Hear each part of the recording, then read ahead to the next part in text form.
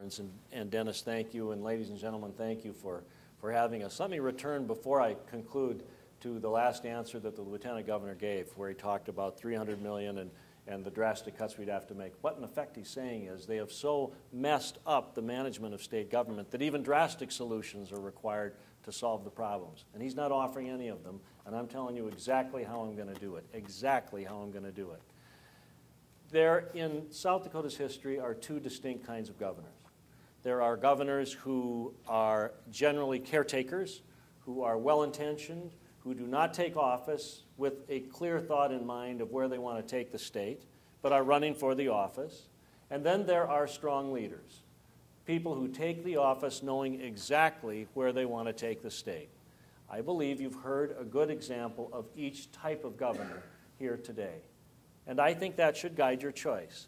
If you feel like you want 4 more years of what you've had, then Dennis Dugard is your candidate, and I encourage you to vote for him. But if you think a $107 million deficit is sort of un-South Dakota-like, and the priorities of this administration are not your priorities, I'd appreciate your consideration.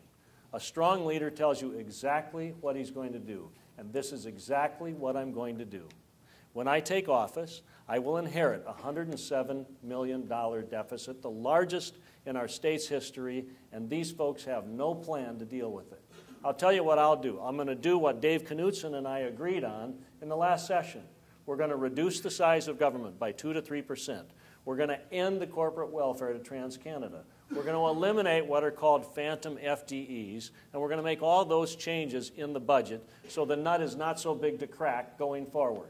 And we can do that and then reinvest in education, kids, schools, and roads and bridges. Those are the priorities of my administration.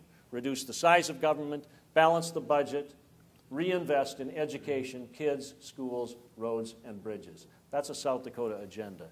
If you go back and read the Constitution of our state, it's very instructive, because the Constitution talks in terms of those very priorities, of having a balanced budget and reinvesting in education. In fact, the founders of our state were obsessed with education.